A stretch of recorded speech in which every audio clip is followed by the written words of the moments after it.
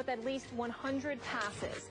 The cover of the Pittsburgh Tribune featuring Big Ben, the Big Hurt. Pittsburgh still got the win in St. Louis, 12-6. They are now 2-1.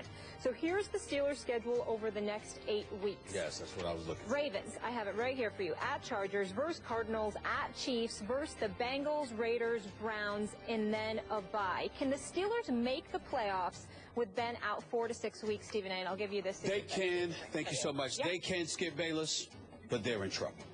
Here's why.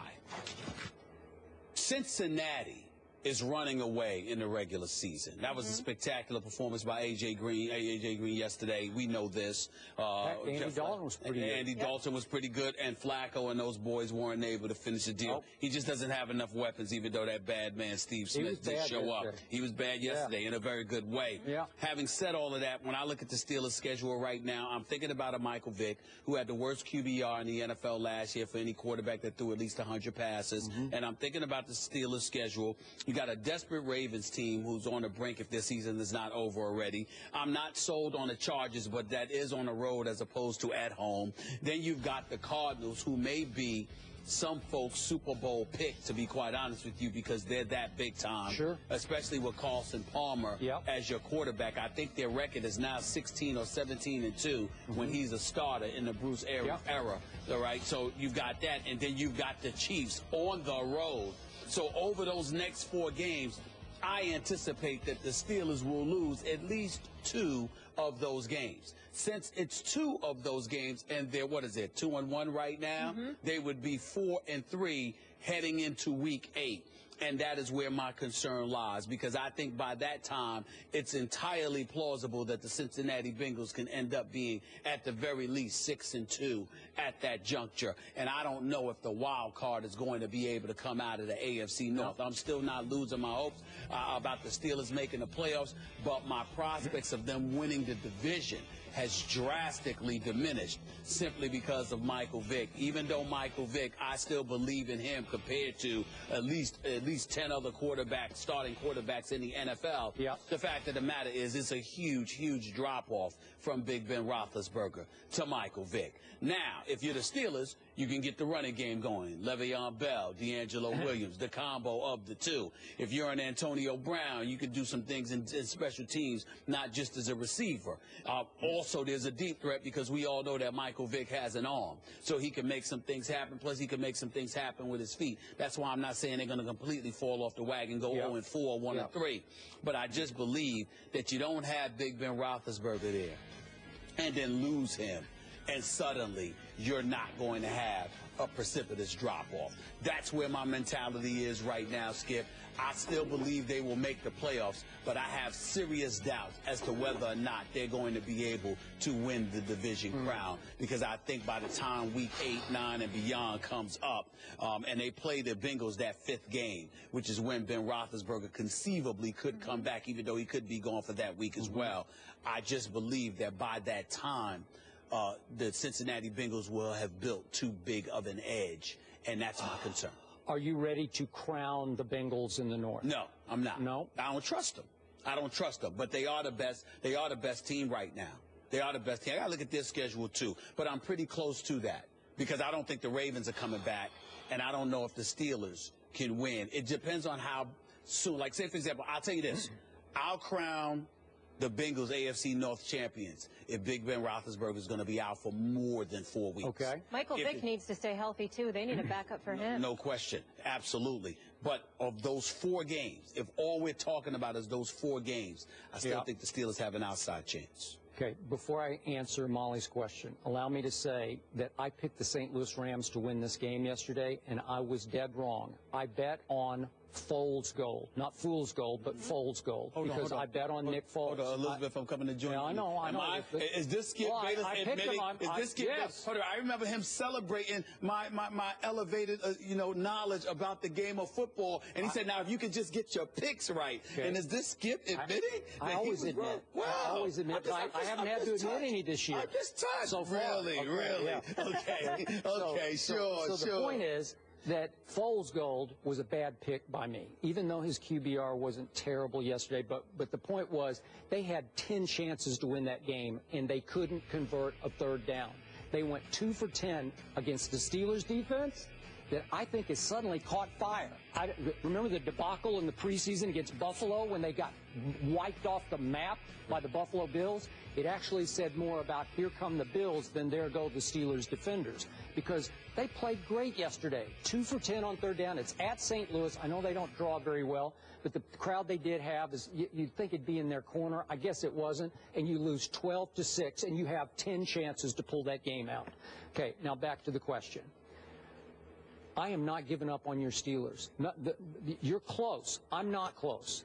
And it was heartwarming to me that there is one man and only one man who gave Michael Vick a job, because I don't think he'd be in football except for Mike Tomlin. Am I right about that? Absolutely right. Okay, so I love that, because I know we've been through all the dog stuff. I don't want to start in that. But I love what Michael Vick has made himself into as a man and a football player, even though he has taken a horrendous beating, as you keep pointing out what you're lying about. That's right. Got hit in the ribs and grabbed his head. Okay, because he's had head injuries right and left. Right. Okay, but if you give Mike Tomlin a few days, and obviously they're playing on a very short week, to try to install some things that Michael can still do at this advanced age with all of his cumulative injuries that he suffered, I think they're going to be okay. And I also believe that Ben Roethlisberger, remember his motorcycle accident, how fast he came back from that? I thought he just about, God rest his, it's like he almost left us that day, because that was close to being the end for him. And he bounced right back, and I thought it was going to be debilitating for him going forward, and he's as strong as ever. Well, you don't think he can come off an MCL sprain in 4 weeks, maybe 3?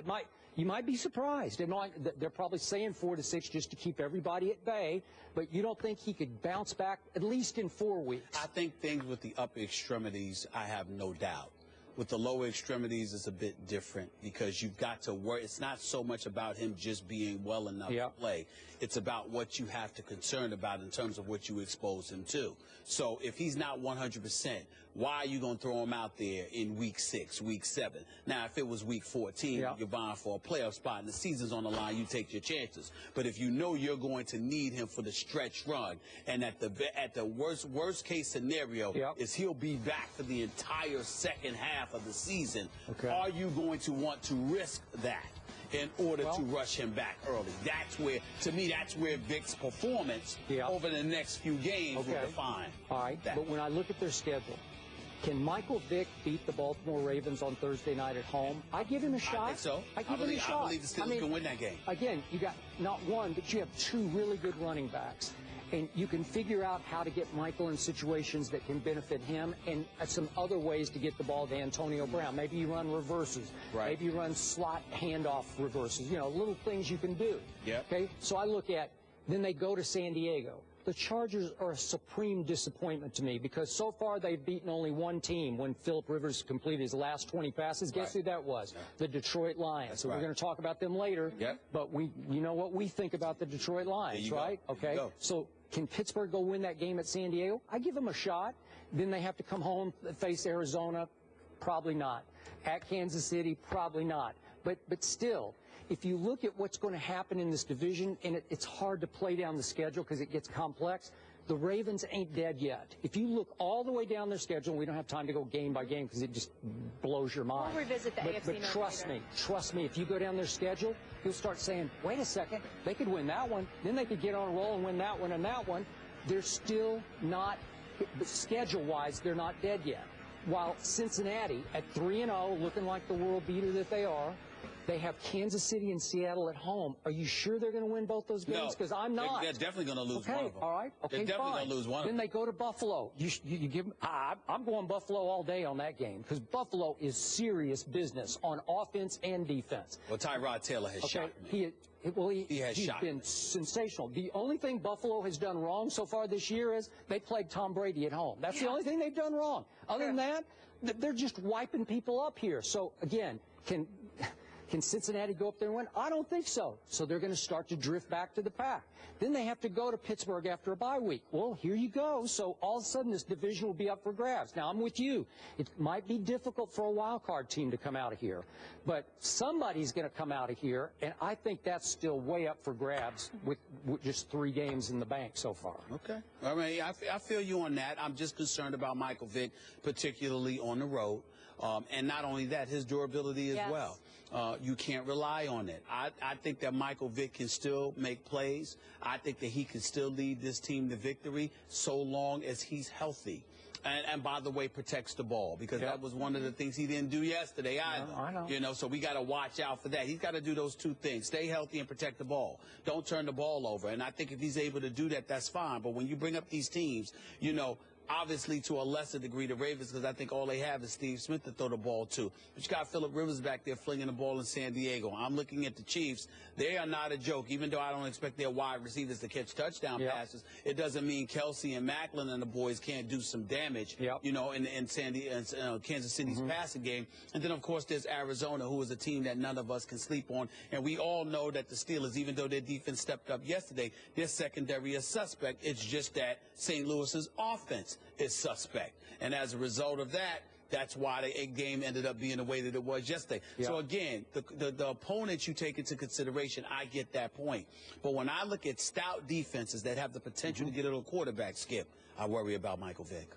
I worry about Michael Vick. Short term, I don't. Because I think Mike Tomlin will do everything in his power to prop him up and protect him and put him in a place that he can not only survive in, but maybe flourish a little bit. But you keep mentioning Tomlin, and you're not mentioning Todd Haley enough, who for the most part gets to run that offense. And I don't trust Haley. I think Haley's innovative. I think he can make things happen. I think he's a good offensive coordinator, but sometimes he does the inexplicable, and sometimes it's to the detriment of his team. We were both shocked when they signed Michael Vick to be elevated above a Landry Jones, who's a very poor man's Ben Roethlisberger, you know, the big kid, big strapping kid in the pocket. And we're saying, well, wait a second, how's Michael Vick going to run Ben's offense? Well, he can't. So now you're going to have to junk it. You're going to have to do night and day from Ben and hope you can survive, I think, for 4 weeks. Good luck with it. You know? We're going to dive more into the AFC North a little later in the show. Eric Allen will join us for that. We'll also revisit the NFC East as well. So the Steelers, unfortunately, losing Big Ben, but are they done? That's the question of the day. Let us know if you think they'll make the playoffs by going to Twitter and replying yes or no to the hashtag losing Big Ben.